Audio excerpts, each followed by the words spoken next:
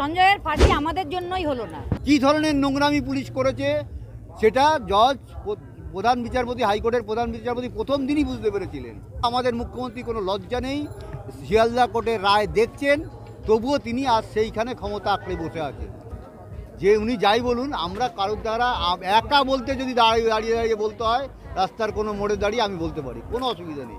কারণ রায়ের কপি আমি চাই, এই কদিন ধরে আমি রায়ের কপিটা পুরো পুঙ্খানুপুঙ্খ পড়ে চেষ্টা করছি, কারণ আমি তো কোর্টে এখন প্রেজেন্ট থাকি, কোর্টেও যাতে আমি এর অ্যান্সার দিতে পারি। এই সমস্ত বিষয় হাইকোর্টেও যাবে এবং আমরা যে কোশ্চেন রেখেছি তার অনেক উত্তর, এই মানে তার ওই প্রশ্নের প্রতিফলন এর মধ্যেও আছে। উত্তর নেই। প্রতিবাদী অর্থাৎ চক্রান্তকারীদের মুখপাত্র হিসাবে এখন আপনারা কাজ করছেন। আমি মনে করি কুণাল ঘোষের কোনো কথার উত্তর দিতে আমরা বাধ্য নই, একদম ওনার কোনো কথার আমরা উত্তরই দেবো না। ওনাকে আমি একদম সাধারণ মানুষ ভাবি, ওনাকে ওনার ওই সবার পেছনে খোঁচা দেওয়ার এই স্বভাবটা আমার একদমই ভালো লাগে না। আমি ওনার কোনো কথার উত্তর দিতে বাধ্য নই। উনি আরও বলেছেন সেদিনকে নাকি আপনাদের চোখের জল নাকি উনি দেখতে পায়নি। চোখের জল কোন দিন দেখতে পারেনি? উনি দেখতে পাবেন না, মন্ত্রী মারা গেছিল, উনি কোনোদিন দেখতে পাবেন না। উনি দেখবেন কি করে? উনি কি আমাদের ওখানে প্রেজেন্ট ছিলেন? কারা দেখেছে? সিপি দেখেছে, এসিপি দেখেছে, মুরলীধর শর্মা দেখেছে এবং সফিয়া মল্লিক দেখেছে। টালা থানার ওসি ওখানে প্রেজেন্ট ছিল এবং আমার স্ত্রী টালা থানার ওসির পায়ে পর্যন্ত ধরেছে সেমিনার রুমে ঢোকার জন্য, ঢুকতে দেওয়া হয়নি।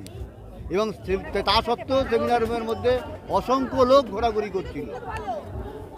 উনি কি করে দেখবেন? যখন রাত্রি 9টা 10:30টার সময় আমার মেয়ের ডেড বডি যখন আমার ঘরে ছিল, তখন ডিসি নর্থ আমাদের যখন টাকা দিতে নিয়ে এসেছিল এবং সঞ্জীব মুখার্জি নিজে ডিসি নর্থকে ঘরে নিয়ে এসেছিল টাকা দেওয়ার জন্য।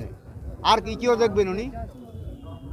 তাহলে নির্মল ঘোষ, সঞ্জীব মুখার্জি, সোমনাথ দে, এই নামগুলো, এদের শাস্তি চাই। জজ সাহেব নিজে ইন্ডিকেট করে দিয়েছেন যে এরা কেন এত উদ্যোগ নিয়ে দেহটাকে পুড়িয়ে দিল। আমরা কদিন আগে যে আমাদের শ্রদ্ধেয় পঙ্কজ দত্ত দাদাকে হারালাম, আমি ওনাকে স্যার বলি না, দাদা বলি। কালকে ওনার ওয়াইফের সঙ্গে আমার কথা হয়েছিল, তখন উনি আমাকে বলছিলেন যে আমরা দুটো পরিবারই সব হারিয়ে ফেলেছি, আমরা কি এভাবে সৎ মানুষদের হারাতেই থাকবো? তা সেই দাদার আমার কি মানে অপরাধ ছিল? উনি বলেছিলেন কি যে এক সিভিক ভলেন্টিয়ার এসে একটা কর্মরত ডক্টরকে মেরে ফেললো, খুন করলো, ধর্ষণ করলো, তাহলে আরজিকর হসপিটাল কি একটা সোনাগাছি হয়ে গেল? আজকে আমি মুখ্যমন্ত্রীর কাছে আবেদন মানে চোখ রেখে জবাব চাই যে এটা কি সোনাগাছি আরজিকর? আমার স্বপ্নের একটা হসপিটাল ছিল আরজিকর, সেখানে চান্স পেয়ে আমার মেয়ে সেদিন কত খুশি হয়েছিল, যে বারবার আমাকে বলেছিল, মা আমি আরজিকরে চান্স পেয়েছি, তুমি খুশি হয়েছো তো? সেইখানে আমার মেয়েকে ধর্ষিতা হতে হয়েছে, খুন হতে হয়েছে। সেখানে আমি মুখ্যমন্ত্রীর কাছেই জবাব চাইবো যে আরজিকর হসপিটালটা কি সোনাগাছি? যে আমার মেয়েকে একটা সিভিক ভলেন্টিয়ার এসে ধর্ষণ করে গেল, খুন করে গেল, তাহলে আরজিকর হসপিটালটা বন্ধ করে দেওয়া হোক। আমার সেই আর যে রাধা গোবিন্দ কর, তিনি ভিক্ষা করে যে হসপিটালটা প্রতিষ্ঠা করেছিলেন, তার কি আজকে এই হাল? আমি মনে করি সঞ্জয় রায় একা এই কাজ করেনি, এবং পরে সন্দীপ ঘোষ এবং অভিজিৎ মণ্ডলের বিরুদ্ধে যে তথ্য প্রমাণ সিবিআই এনেছিল, সেটাও 90 দিনের চার্জশিট দিতে পারলো না বলে তারাও ছাড়া পেয়ে গেল। এখানে মনে করব আমি পুলিশ যেমন তথ্য প্রমাণ লোপাট করেছিল, সিবিআইও এরকম তথ্য প্রমাণ লোপাট করেছে, তাই ওদের বিরুদ্ধে কোনো চার্জশিট আনতে পারেনি। তাই আমি এখানে সমস্ত মানুষের কাছে কৃতজ্ঞ। আমার পরিবার এখন অনেক বড় পরিবার, সবাইকে বলবো ধৈর্য হারাবেন না, হতাশ হবেন না, বিচারের প্রতি আশা রাখবো এবং সুবিচার আমরা সবাই মিলে আন্দোলন করে এবং কোর্টে আন্দোলন করে বিচার আমরা ছিনিয়ে আনবই। দেখুন, সেই দিন সকালবেলা 9ই আগস্ট সকালবেলায় আমাদের এই অঞ্চলে কোনো সাংসদকে কি ওইখানে যাওয়ার কিছু কি ইনফরমেশন আপনার কাছে ছিল যে গেছে? এটা পারফেক্টলি বলতে পারবো না, তবে সত্যি কথা বলছি, পরবর্তীকালে মিডিয়ার কাছে যে ছবি আমরা দেখেছি, একজন আমাকে, আমার ব্যক্তিগত একজন সাংবাদিক বন্ধু আমাকে ছবিতে দেখিয়েছে ওনার উপস্থিতি, সাংসদের উপস্থিতি। ব্যক্তিগত আমার একটা সাংবাদিক বন্ধু আছে, সে দেখিয়েছে আমার। 9 তারিখ সকালবেলা উনি 9 তারিখে উনি ওই সেমিনার রুমে আমরা পৌঁছানোর আগে উনি পৌঁছেছিলেন। তাহলে আমাদের এই এমএলএ বা সোমনাথ দে বা সব এই যে সঞ্জীব মুখার্জি, এদের শাস্তি চাইছে? অবশ্যই, জজই বলেছেন এদের কঠোর শাস্তি হওয়া উচিত। আমার মেয়ের খুন থেকে সমস্ত, সেদিন আমার মেয়েকে একজন কর্তব্যরত ডাক্তারই মনে করা হয়নি, আমি মনে করব, কারণ সেখানে ডিসি বা সিপি এসিপি প্রেজেন্সিতে সমস্ত তথ্য প্রমাণ লোপাট হয়েছে এবং সেগুলো আমরা সুপ্রিম কোর্টের রায়ে দেখতে পেয়েছি।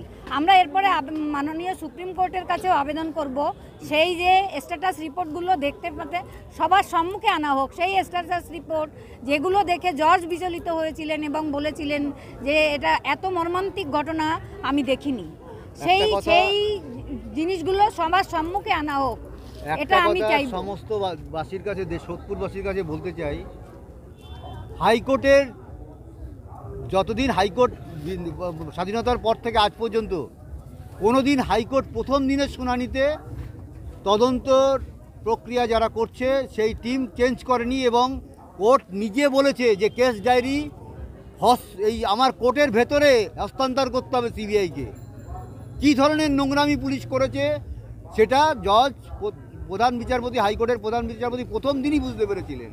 তা সত্ত্বেও আমাদের মুখ্যমন্ত্রী কোনো লজ্জা নেই, শিয়ালদা কোর্টের রায় দেখছেন, তবুও তিনি আজ সেইখানে ক্ষমতা আঁকড়ে বসে আছেন এবং বড় বড় কথা বলছেন এবং তারা বলছেন আমরা অন্যের কাছে ইনফ্লুয়েন্স হয়ে সব কথা বলছি। আসলে নয়, উনি ভালো করে বুঝুন বিষয়টাকে।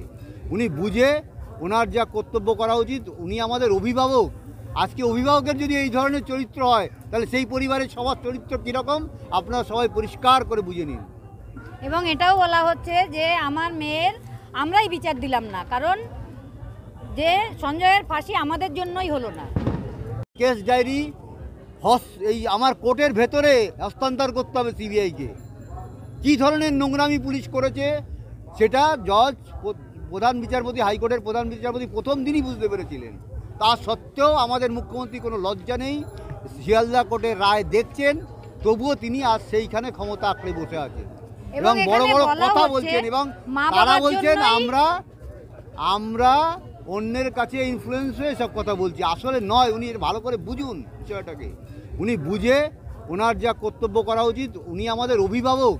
আজকে অভিভাবকের যদি এই ধরনের চরিত্র হয় তাহলে সেই পরিবারের সবার চরিত্র কীরকম আপনারা সবাই পরিষ্কার করে বুঝে নিন।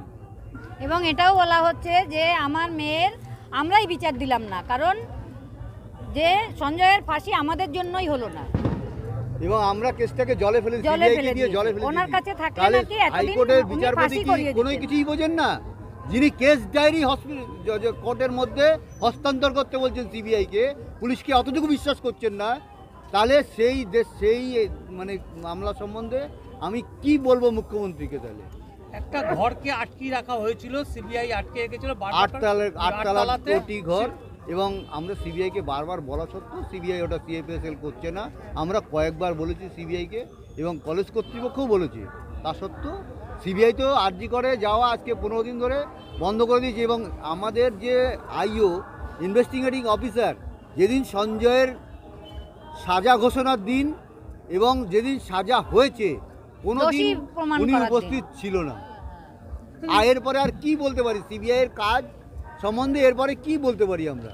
এবং সিবিআইয়ের একজন কর্তব্যরত কর্মচারী আমাকে বলেছে মেয়ে মারা গেছে, আপনার দায় আপনাকে নিতে হবে, কেউ কিচ্ছু করে দেবে না আপনার। সিবিআইয়ের একজন কর্তব্যরত কর্মচারী, সরকারি কর্মচারী দেবাশিস তার নাম, আমি তাও বলে দিলাম সংবাদ মাধ্যমে, সেই কথা বলেছে। কোর্টের মধ্যে দাঁড়িয়ে বলেছে, অন রেকর্ড ছিল না, অন রেকর্ড হলে আমি সেটা ভিডিও করে সবার সামনে প্রকাশ্যে তুলে ধরতাম। না, একজন অফিসার, একজন সিবিআইয়ের অফিসার বলতে পারে না, কিন্তু বলেছে তারা এই ধরনের সেটিং, এই ধরনের কাজ করেছে, সেটা প্রমাণটা তো আমি পড়ে শুনিয়ে দিলাম যে সিবিআই কি কাজ করেছে। তাহলে এই যে কলকাতা পুলিশ যে তদন্ত, কলকাতা পুলিশ যা করেছিল তার থেকে জঘন্যতম কাজ করেছে সিবিআই। তাহলে তাদের মধ্যে কোনো আন্ডারস্ট্যান্ডিং ছিল? আন্ডারস্ট্যান্ডিং নয়, এখানে কি হয়েছে জানি না, এটা তো আমাদের কাছে কোনো তথ্য প্রমাণ নেই, আমরা এর বিরুদ্ধে কথা বলতে পারবো না, সেই জন্য বলছি না। অপমান যদি আসে অবশ্যই সংবাদ মাধ্যমকে জানাবো এবং সবার সামনে এটা তুলে ধরবো। সাধারণ লোককে সবার জানা উচিত, সাধারণ লোকের এই সমস্ত বিষয়গুলো, কারণ আজকে আমার মেয়ে মারা গেছে, আমার আজকে সমস্যা, আর একদিন যে আর একটা ঘটনা ঘটবে না তার কোনো গ্যারান্টি আজকে দেওয়া যাবে না, দিতে পারবো না। আজকে যতই আমরা বিচার পাই আর যা পাই, আমার মেয়ে ফিরে আসবে না। বিচার পেলে সমাজ কালিমা মুক্ত হবে, আর কিছুই নয়। স্বাস্থ্য ব্যবস্থা দুর্নীতি মুক্ত হবে। আমরা যদি বিচার পাই, অন্য কেউ এই ডাক্তারে আমাকে অনেকজন বলেছে মেয়েকে আর ডাক্তারি পড়াবো না, তা কেন? আমরা সমাজ ব্যবস্থাকে পরিবর্তন করব। আমরা বিচার পেলে আমাদের মেয়ে আর আমার কাছে ফিরে আসবে না, কিন্তু পরবর্তী প্রজন্মর কাছে আমরা একটা দুর্নীতিমুক্ত স্বাস্থ্য ব্যবস্থা, দুর্নীতিমুক্ত সমাজ ব্যবস্থা রেখে যেতে পারবো। এই জন্যই আমাদের আন্দোলন জারি থাকবে। মুখ্যমন্ত্রীর বার্তা একটাই দেবো, উনি রায়ের কপিটা ভালো করে পড়ুন এবং তারপরে সিদ্ধান্ত নিন। আর কোনো বার্তা দেওয়ার মতন কিছু নেই।